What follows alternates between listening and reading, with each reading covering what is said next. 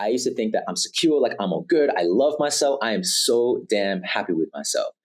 And then getting to a relationship, noticing like there's this jealous part of Matt that I didn't even know was there. There was this insecure part of me that wants to try to overcompensate with this jealousy and this lack of self-worth through fighting, right? Like there's this fight response that comes out, right? So being able to just own that, like, hey, this is something that I'm in the practice of. This is something that I'm working on right now.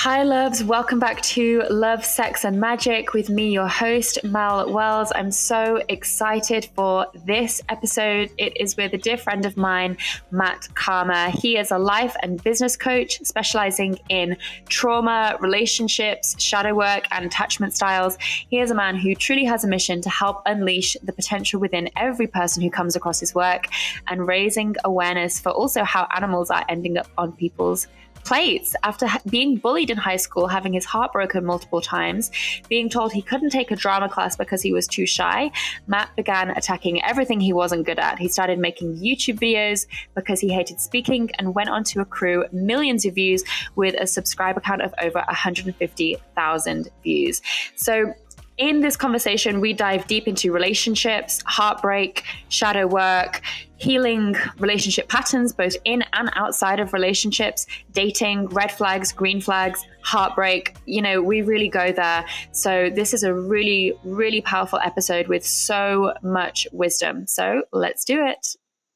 So Matt, welcome to Love, Sex and Magic. I'm so excited that you're here.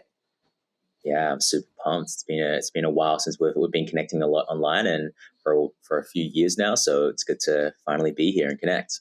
Yeah. We were just talking before we hit record about when we first connected. We were both doing quite different things, both living out in Bali. You were starting to coach men. Was it men and women on emotional eating?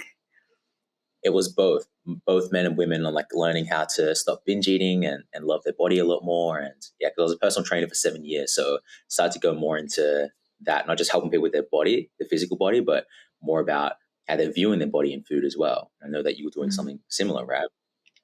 Yeah. I think that's how we first connected, was about my first book and just the work that we were doing and the fact that we were both living in Bali at the time. And it's just been so cool to witness your growth and just how many different topics you're now coaching people on, how deep you're going, and just the impact and the reach that you're having. And obviously your reels are just hilarious. Gotta get that in there.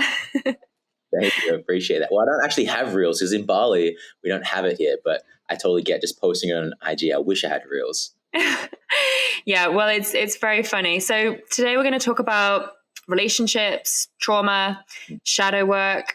It seems as though from what you post and what you share that you have a lot of experience really navigating the challenges in and outside of relationships. It seems like you really have a depth of understanding of how the patterns go in and out of relationships, heartbreak, attachment styles. Can you briefly share like what your story is around this and why this is such a big passion for you now? Yeah, well, I feel like most people who go into coaching usually go into the coaching that they had the most pain around, right? And for me, the reason why I started with health and fitness in the beginning was because I struggled with being bullied as a kid because of my weight. I wasn't massively overweight or massively obese or anything like that. But I first started to go into that because that's where I felt like my biggest pain point was. And then when I started to become a personal trainer, because growing up a chubby kid, I was being bullied for that. And even though I transformed how I looked on the outside, I still felt like shit on the inside, right? And because of that, I started to notice that in relationships, because I wasn't feeling so good about myself, I was trying to get validation and trying to feel good about myself by being with other women. And I started to notice that because I was the way that I was back then, I started to just enter these unhealthy relationship dynamics, whether it be with dating, whether it be in actual relationships. And because this happened for so damn long, I started to just notice so many patterns within myself, but then also noticing patterns within the people that I was dating at the time as well. And as I started to go deeper into personal development work, more so with trauma, I started to realize like I don't actually want to be this type of person anymore. Because I started to learn about attachment styles and so on. The biggest challenge was is that I was getting clear about, oh, okay, this is the attachment style that I have. Now, how the hell do I change this, right?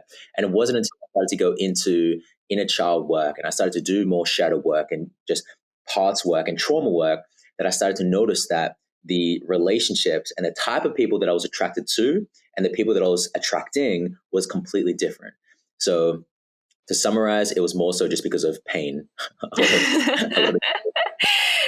Yeah, I resonate with that. So talking about like being in relationships and kind of witnessing your own patterns in relationship, your own dynamics, and we're always saying like, oh, this was a toxic relationship. We hear that thrown around quite a lot. What do you think is like the best way that people can start to spot their own patterns in the people that they're dating, the relationships that they're attracting into their lives? Where can people really begin to hone in? Yes, good question.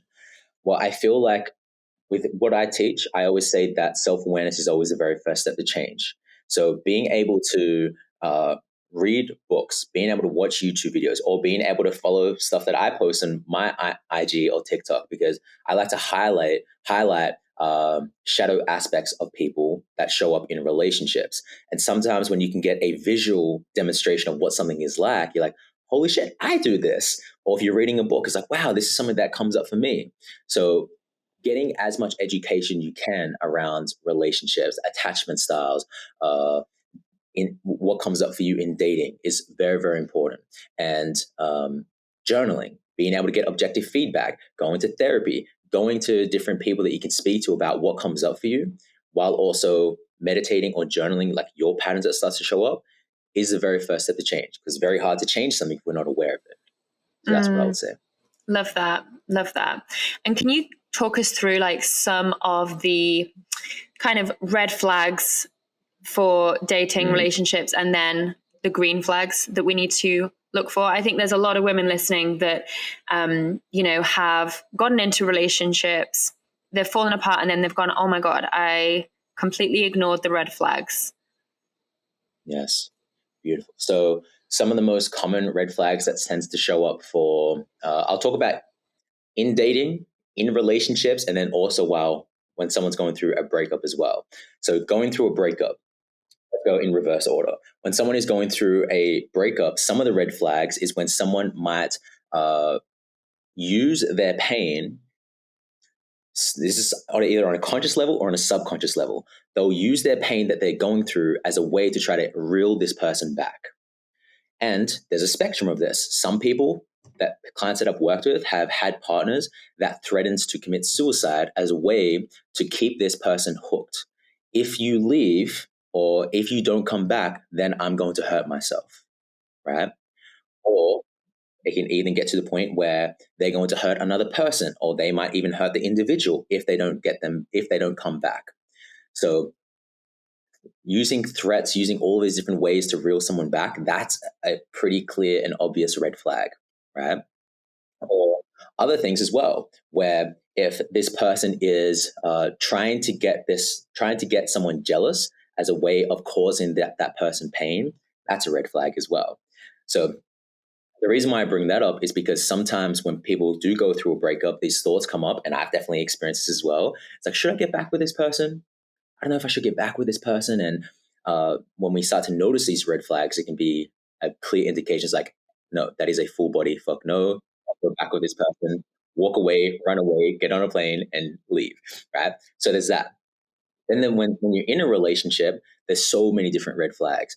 If you notice that this person is shutting down, they're not willing to communicate, right? They're not willing to listen. They're not willing to listen with total empathy, or they're gaslighting, right? Gaslighting is when someone is either consciously or subconsciously distorting someone else's perception of reality with what it is that they're seeing, with what it is that they're hearing, or with what it is that they're experiencing. I didn't say that. You're hearing things. Mm-hmm. No, you're seeing things. didn't even happen. What are you talking about? I didn't Or you're going crazy. You're imagining things. I've had this so many times, right? Because a woman's intuition is always fucking like clear, like it's spot on most of the time, right? And Yes. if, for every woman listening, if you've felt something really intuitively and you've called it and someone said, oh, you're going crazy, you're imagining things, that's like gaslighting too. Yes. So exactly. So when you notice that someone is distorting your perception of reality with what you're seeing, with what you're hearing, or with what it is that you're experiencing, aka with what you're feeling, then that's a clear, huge red flag. And also, while you're dating, if you guys have been dating for a really long time and there hasn't been the conversation around, so what is it that we both actually want, right? I want a relationship. What is it that you want? And if that person avoids the topic completely, if this person uses it with humor, they deflect the whole entire conversation. Or if this person is dating multiple people at a time and based on what it is that you want, that's like what this person is doing doesn't match up to your desires, and that's a red flag as well. So just being able to notice in those three different ways: dating, relationships, and then also going through a breakup as well. And a green flag is the exact opposite. When someone can openly and healthfully communicate with what it is that they're feeling and able to listen to you, where they're not gaslighting, they're just able to listen to you with total empathy. They may not agree with your perspective, but they're able to put themselves in your shoes and be like, that makes total sense. I can get why you're seeing that based on this specific thing. Totally hear you. When they're able to hear you, when they're able to reflect back with what it is that you're saying, so they understand that what they just heard is correct and what they heard from you is correct. When they're able to help you and assist you to feel safe because they understand your traumas and your wounds, doesn't mean that they have to not codependent, but they're able to know your pains, your wounds, your traumas, and they're able to go, I know that this person has pain around this, so I'm going to, it's not my job to save them. However, because we're in a partnership, it's my role to allow this person to feel as safe as possible with me. That's a huge green flag as well. So those are some of them. Yeah, there's a question that's coming up for me that I'd love to get your perspective on. I think when we're diving into trauma healing and attachment styles, and we really get a good grasp on someone that we're in a relationship with, let's say like their trauma, and we understand their wounds, where do we draw the line with like, okay, I understand it? Because obviously like everyone that exhibits red flag behavior, let's say, that's Yes. if I am exhibiting a red flag behavior, right, that comes from a wound, that comes from a trauma, right? So we hear this thing of like, oh, like a red flag, like, and we think that means run, don't walk in the opposite direction. But if we truly know someone and we truly understand their wounds and their trauma, then where do we draw the line between like staying and working through that trauma and doing the healing work inside relationships versus I'm off? Beautiful, beautiful question. So I love that. So I feel like there's a few answers to this, but I'll say it. What's coming up right now is it's based on someone's willingness and consistency with being able to look at their own stuff and take complete ownership. So if I have a red flag and I'm aware of this thing that comes up, like for example, let's say that I have this huge challenge with anger. Every single time that my partner does something, I get really, really aggressive and really, really angry. That can be, and it's displayed in a very unhealthy way. That can be seen as a red flag, right? Now, if I'm aware of that and I don't do anything about it and I don't have the willingness to look at it, then that's the point where that person gets to walk away because that person isn't willing to look at their own stuff. And the reason why I use the word consistently, because sometimes this can also be a thing where someone says, okay, I'm going to change. I'm going to do this. And then the person comes back. It's like, okay, yes, this person's going to change. This person's going to do the inner work, but they don't actually do it. Or they do it one time and they don't follow through consistently. So if someone's willing to look at their own stuff, if someone's consistent with doing their internal work, going to therapy, getting support to be able to move through something, then I feel like that's the most important thing. Because then you have a partner that is willing to heal and integrate and remove the aspects of themselves that is unhealthy and not serving them and their relationship. And they're willing to do the work for themselves and the relationship. I love that answer. That's really, really good, really powerful. Going back to shadow work, let's talk about shadow work, because I feel as though some people have a kind of delusion of what shadow work is. And sometimes I feel as though in the conscious community, doing shadow work can sometimes be seen as like a bit of an excuse to just be in the shadow and just express shadowy behaviors and then be like, I love my shadow. It's all good. Yeah. Can you talk about this? Yes, I love this topic. This is by far I feel like this is easily my most favorite topic to speak about and to coach on.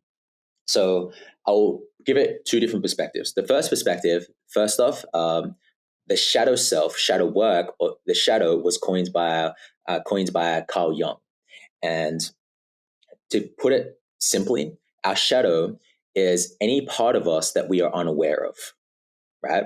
It's a shadow. It's like we're unaware of what's going on in our subconscious mind. And usually those things are suppressed or put into our subconscious when we have been shamed for it, when it wasn't celebrated as a kid, when during childhood, these aspects of ourselves that started to come out, whether it be certain thoughts, certain emotions, certain behaviors, certain talents even, was shamed, was invalidated, was put down. So what happens is these parts of us that we started to express becomes part of our shadow, gets repressed and suppressed in this inside of the subconscious mind, or depending upon your perspective, I also believe that it also gets stored in the body as well.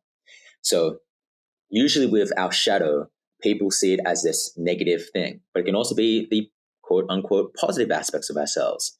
For example, for me, I believe now that I have a very powerful voice at being able to speak about certain things. However, in the past, that side of me was suppressed because as a kid, when I used to start to speak up or when I used to have fun or I used to sing, friends would laugh at me. Or during childhood, I was told to shut up, stop speaking, close your mouth. That was constantly said. So the parts of me that that wanted to just own and express my voice, that started to become disowned within me.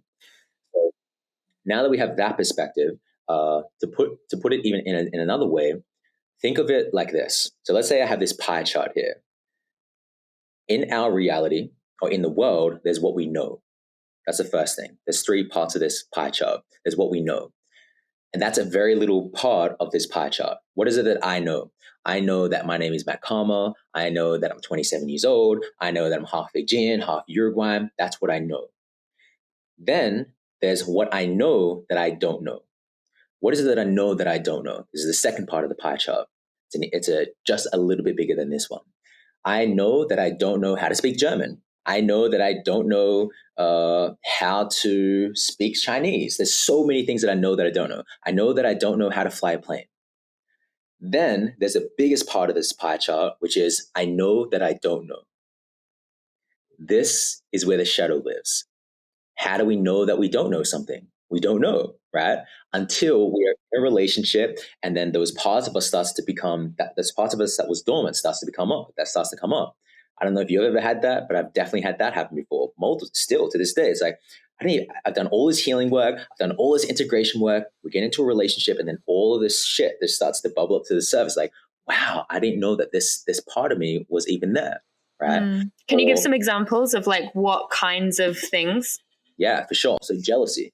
I used to think that I'm secure, like I'm all good. I love myself. I am so damn happy with myself.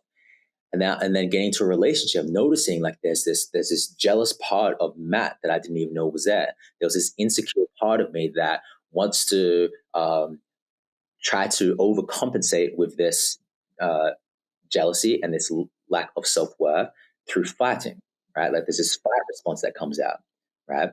So being able to just own that, like, hey, this is something that I'm in the practice of. This is something that I'm working on right now. So there's that. And then also how we can become aware of those parts of us that we don't know is through looking at our triggers, right? So it's said that our triggers are our biggest teachers because those who trigger us will reflect back to us aspects of ourselves that are dormant within our subconscious minds, either parts of us that we are judging within ourselves or parts of us that is there. There's maybe no judgment, but it's just part of us that is yanking at our leg to say, I want to come out more, right? So does that make sense? Yeah, completely. So for someone that's not in a relationship right now, let's say someone is single, wants to be in a relationship, but wants to do as much work on themselves as possible to heal their relationship patterns, but they don't currently have a partner that's being that mirror for themselves. What would you recommend for them to do before they enter a new relationship? And how does someone know when they are ready to enter a healthy relationship? Because obviously we're constantly healing. We're always in the practice. We're always on this journey. Yes. Beautiful question. So I'll answer the second question first. When someone knows that they're ready, uh, let me actually, before I answer that question, one of the other shadows that tends to be with a lot of people who I support, and used to be me in the past as well, is I used to think that I had to get to this point of perfection before I date. I have to remove every single trigger. I have to be completely ready. I have to be perfect. I have to have no triggers, no traumas. I have to be totally clear. And what I started to find is that you can do all the healing work that you want. You can do everything, do as much inner work as you want. However, once you get into a relationship, you'll be mirrored back aspects of yourself that you didn't even know was there, no matter how much inner work that you do. So it's not about trying to be perfect, because it's never going to happen. You're never going to arrive where you never have to do any other healing work ever again, any other integration work. And people may hear that and may be like, well, shit, why the hell getting to dating in the first place? The reason why is because that means you never stop growing. You continue to grow, you continue to evolve, you continue to become even better as an individual, right? Which brings me back to my point of like, how do you know when you're ready? Well, first off, just know that you will get to a point when you're ready. And it's not about trying to be perfect, it's about trying to be ready. Very big, subtle, but huge distinction there. And I believe that there's no thing that I can give you. You can go on Google and people may type in, like, how do I know when I'm ready to be in a relationship? I believe the most important Google that you can ask is your heart, because that's when you're going to truly know. Because there might be 10 steps, but like, here's how you know when you're ready, when you're doing this, when you're doing this, when you're doing this. But your heart's going to be like, are you ready to love yet? Are you ready to date yet? Are you ready to get into a relationship yet? When you can close your eyes and place your attention and intention on your heart energy center, or just on your heart, and you ask, are you ready to date? The first thing that comes up, I believe that that's going to be the true answer. Yeah, I love that. And it's very different to ask when you actually get quiet and still and ask your heart, because I think a lot of people are just jumping from one relationship to the next, just constantly trying to fill this void and not able to be alone. And that's obviously a completely different thing. And I think it's important to note that if you are experiencing like the same patterns, the same dynamics in relationships, and you're continuing to attract people that are, exhibiting these red flags, then it's probably time to pause and take a break and just be by yourself. Yes. And it's so important to be able to check in with your body, because your body knows. And definitely can be challenging when someone has experienced so much trauma and they're disconnected from their body, which is why it's a practice. For some people, they may hear that and be like, well, I don't even know how I'm feeling. How can I even connect to my heart when I'm having trouble connecting to my emotions? Which is why I also want to add that if that is a challenge, maybe it is helpful to have a guideline. And at the same time, this is also a signal, if that's a challenge for you, that you get to practice body awareness, that you get to have a practice for 5 minutes a day, sitting down and just noticing what's emerging in your body. Because if we are disconnected from our body or our emotions, then we're definitely going to be disconnected from our heart. So having that body awareness is so damn powerful, because the head is something that can give us logic and reasoning, and that can be guidance, right? But with what you were mentioning at the start, most powerful thing about a woman is her intuition, where she can allow her heart, where she can allow her intuition to guide her. Or if you're a dude, same thing. Like, that is one of the most powerful things. That's the ultimate Google. I love it. Yeah, I think for women, we hear a lot of speak about, why am I attracted to emotionally unavailable men? But recently in my programs, I've worked with some women who say, I feel like I'm the emotionally unavailable one. What kind of tools, practices can people do to either help themselves become more emotionally available? Or if they're with a partner who is seemingly emotionally unavailable, how can they start to help them? Is there anything that we can do to help someone else? Or is it just like that person's just gotta do it themselves? Yes. So yes, there is to help someone else. And coming back to the first one, which is doing it with yourself, the reason why I feel highly qualified to speak about this was because that was me in the past, like dismissive, avoidant attachment style. Like that was me, just totally shut down. There was emotions going on, but I wouldn't show it. So when someone is emotionally unavailable, what I see that as is I see that as a protective mechanism. It's a way that they have learned how to cope as a way of not feeling some type of pain. So if someone is emotionally unavailable, they have felt like if I show my heart, then that's going to lead to pain. So what I would look at and I would help people with is I would do something like inner child work to connect to that part of them that first learns, okay, when I feel this way, when I open up my heart, when I make myself available, this is what happens. My guess is that there was some type of event that happened back when someone is now emotionally unavailable. There was a part where that first started. There was something that happened, some past event that where their body learned, let's create an energetic or an emotional wall, because when we're vulnerable like this, look at what happens. So I'm going to close myself off. So what I would do is do something like parts work, do something like inner child work, and put simply, closing your eyes, asking yourself, what does this feeling remind me of? When did I first start feeling this way? And then usually that's going to bring up some type of memory where you get to connect to that part of you and let him, her, them know, hey, I'm here, I love you. And being able to give that person, give that part of you the needs that they needed back then, which is usually a hug, usually some type of words of affirmation, or usually just allowing them to just express whatever it is that they need to express, right? So I actually want to put it like this as well. So I believe that our past does have some type of impact on our future, meaning like who I am today, the thoughts that I think, the beliefs that I have, the emotions that I feel, a big part of it was based on certain things that happened in the past that formed the Matt Cama that I am today.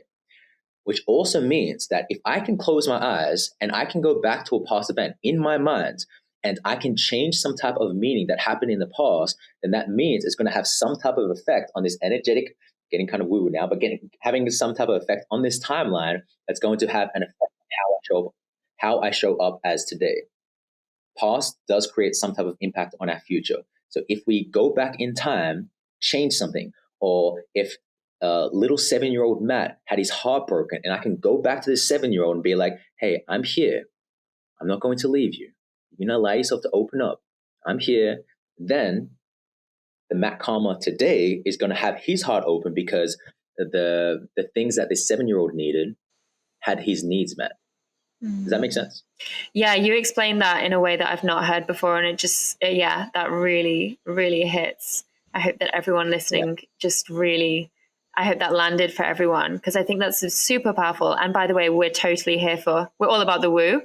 But yeah, this is really what healing trauma is, right? And I think once that happens, it's not just us as adults that gets the benefit of that. It's all of our relationships, and it's all of the future generations that come after us, because a lot of the trauma that we inherit is also from our parents, from our ancestors.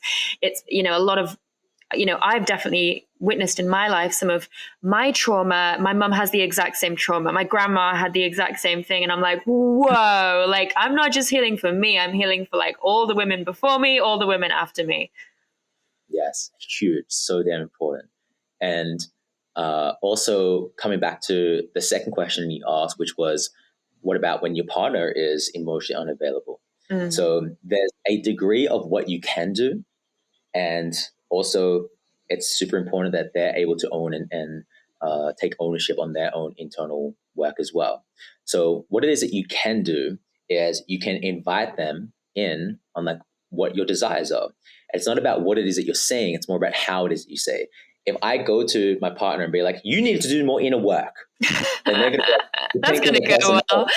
Yeah. If someone said that to me, I'm going to do the exact opposite. Like the rebel personality come out. So it's not about what you say. It's more about how it is that you say it.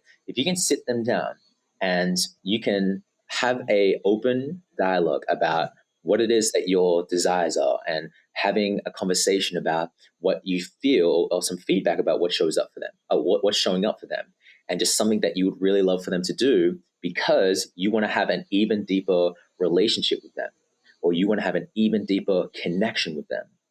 You state what it is that your desires are and the reason for that, then that's probably one of the best things that you can do.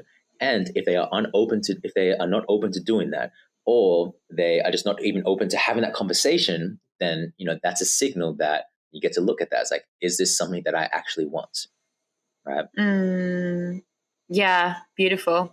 I think when it comes to like choosing partners that are emotionally unavailable, just in my personal experience, I would only choose partners that were emotionally unavailable for a number of years. And when I really started to look at it, it was my way of hiding in that relationship and not fully being available and authentic myself. And I remember a post that you did maybe just a few weeks ago saying, you're going to get to a point on your healing journey where you stop being attracted to emotionally unavailable people and you start finding it attractive when someone is actually emotionally there.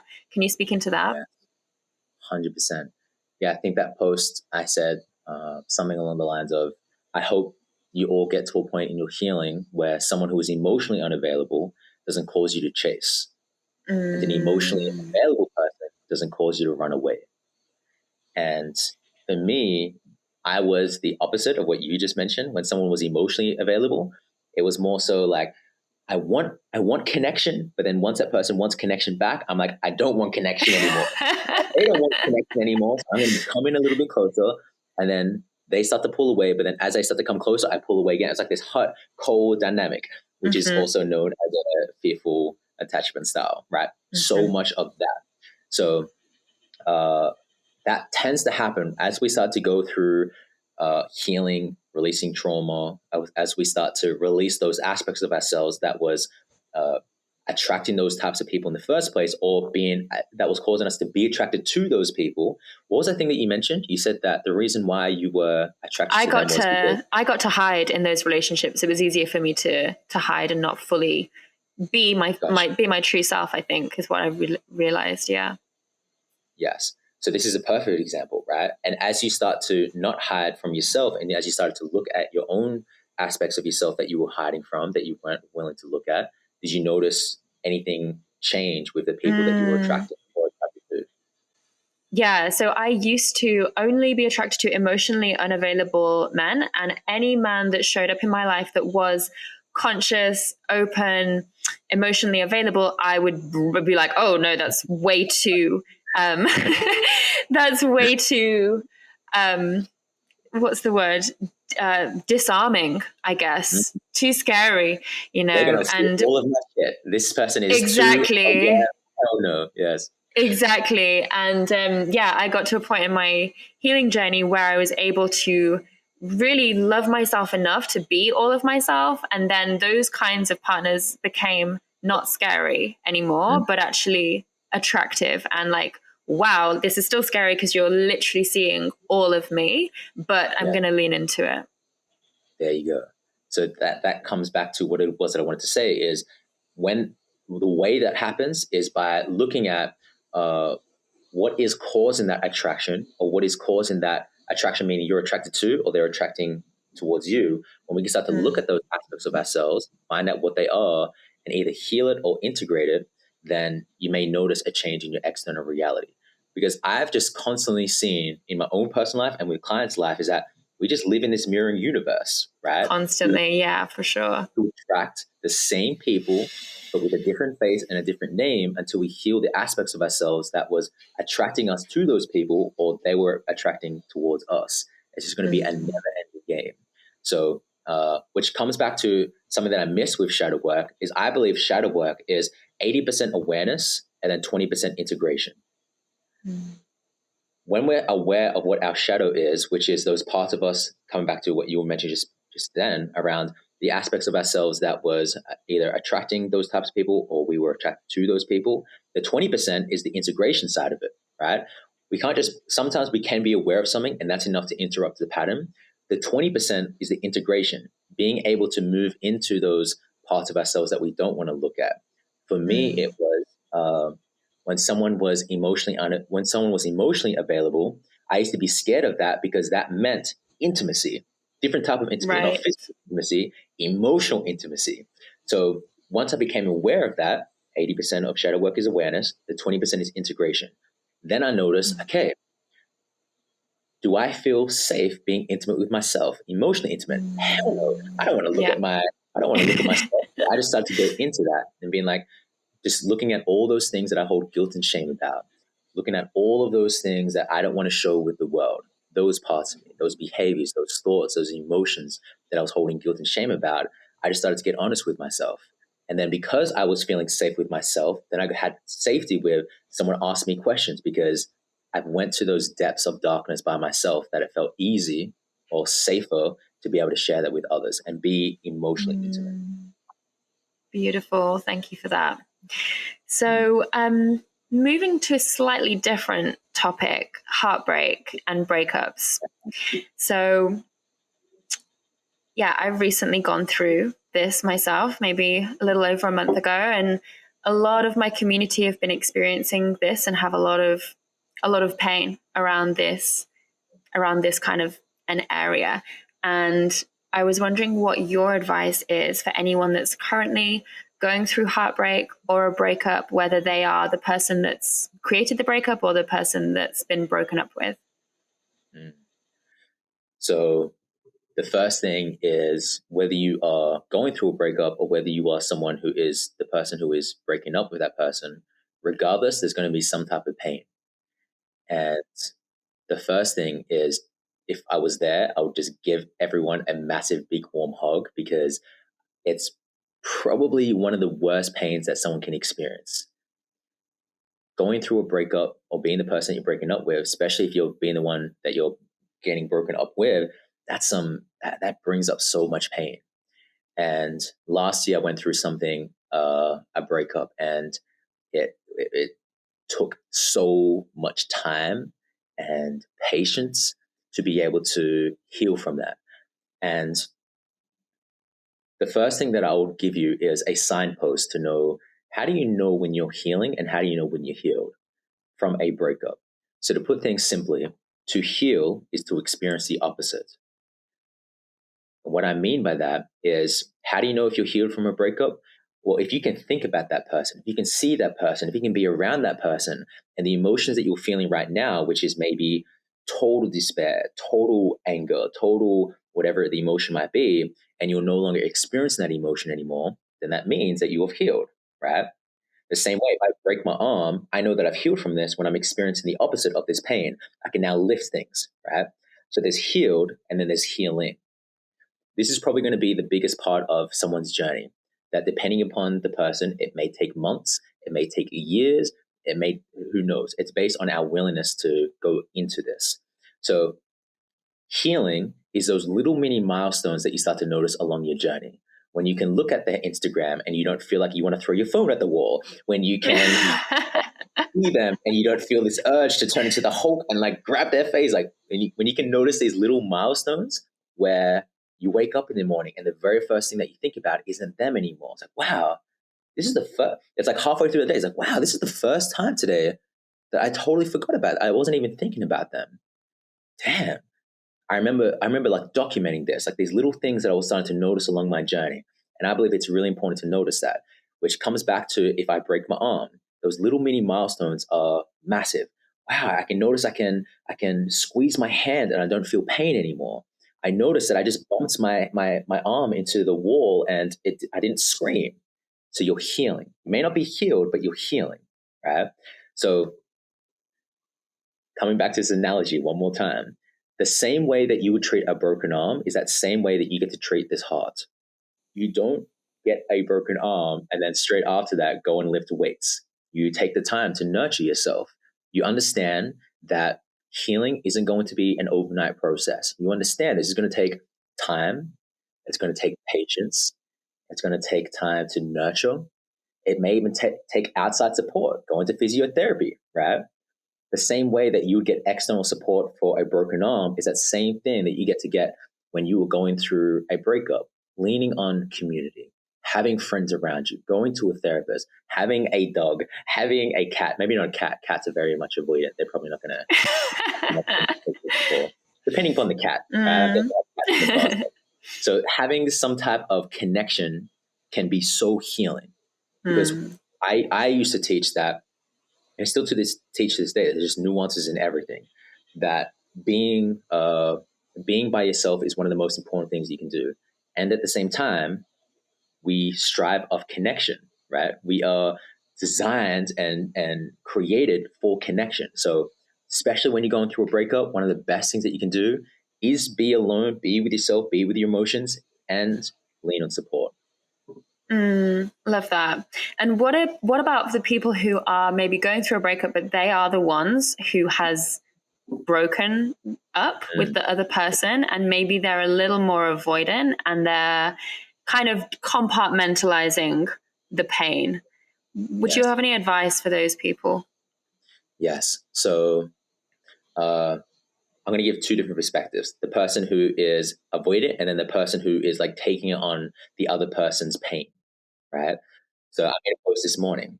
And it was inspired by a past client. Without giving all the details, let me actually just talk in general. Some people who go through a breakup, they will feel this desire to emotionally babysit the person that they've just broken up with. It's like, are you okay? Like, I'm sorry. And it's like this guilt around only desires, right? Yeah. So what I'll say to you is that it's not your job and your responsibility to emotionally babysit that person. And usually when I ask the person, like, why are you doing this? Why are you checking up on them? It's because I love them. And I say to them and reframe the situation and say, one of the most loving things that you could do right now is give them that space and allow them to feel their pain. Yeah. So like, I've been in a breakup before. I can remember going through a breakup when I was like 24 or 25, and I was the one causing the breakup. And I almost like didn't allow myself to process it because it was my decision, and I just kind of moved on with my life. And then it wasn't for about another 8 months that I actually started grieving and processing, and then my heart broke into pieces. Do you have any advice for people that are like actually being the ones that are breaking up, but they're maybe not kind of processing their own pain, or even acknowledging that there's pain or grief for them to process as well? Yes. So with that, I can also see that that is just a way to protect us, right? Someone who does that, there's some type of pain that they do not want to feel. So the way of protecting them from feeling that pain is by uh, blocking off their emotions. However, one thing that we get to remember, is that our body is a storehouse for every single emotion that we feel. And if we don't feel it, then 8 years from now, 8 months from now, 10 months from now, 2 years from now, that emotion is going to come up. So, to anyone who is experiencing that, what I would say is allowing yourself to sit and feel everything that it is that you're experiencing is one of the healthiest. It's not easy, but it's definitely the healthiest and most powerful things you can ever do for yourself. So, sometimes it's just sitting down for 5 minutes, and that 5 minutes may turn to 20 if you have been blocking it in and like keeping it in. The very second that you close your eyes and you start to feel what it is that is coming up in your body, it's going to be like an emotional enema. All of those emotions are going to be coming up and out.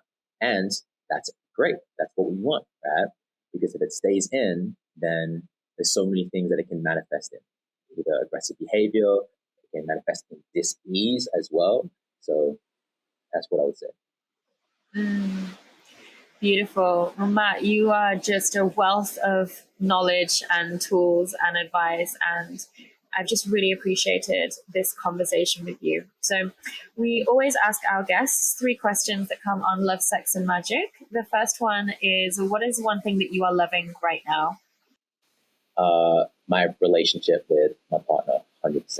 Yeah, I just feel so in love and feel so amazed at just our communication and our ability to have fun and the passion that we feel and the deep love that we feel, and also just yeah, especially just going through certain things that I went through last year to be able to experience this type of love. It's just like, wow, this is what was available. This is what is available. This is insane. Like I just feel, yeah, yeah. So I feel amazing and super in love. So beautiful. What is one thing that turns you on? Oh, I love this. One thing that turns me on is the balance of Tantra, super loving, nurturing, open heart, slow sex, and then also BDSM, like just the polar differences of Tantra, BDSM, combining that's a massive turn on. Like not having things like one way, being able to play in both realms is like a massive turn on. Yes. Oh my God, love this. Okay. And finally, when was the last time you experienced magic? Yesterday for sure. Yeah, I feel like well, I don't know how much details to share here because it wasn't just me involved. But so during sex, I won't share the details because So during sex, just feeling so damn amazing and having energetic orgasms and just feeling like that felt like magic. So definitely consider that magic for sure. Wow, I feel like this is another podcast episode that we need to record. Amazing. Matt, where can everyone come and hang out with you more, connect with your work, find out more about your programs and offerings? Thank you. So you can go to just mattcama.com, CAMA, is how you spell my last name, or just type in Matt Cama on YouTube, TikTok, Instagram, all the different platforms, Twitter, all of it. Beautiful. Well, it's been such a pleasure having you on to share all of your magic and wisdom. Thank you so much for your time today. Thanks for having me on, Melissa. So loves, hope you got so much from that episode. If you did, hit share it on your stories, tag me, tag Matt, let us know what you thought of this episode. And as always, if you want extra juicy questions answered with all of our guests behind the scenes, come and join us inside the Goddess Collective, the membership for your soul, where we have workshops, guest coaching, expert masterclasses, and so much more. So until next time, wishing you a life filled with love, sex, and magic. Speak to you soon.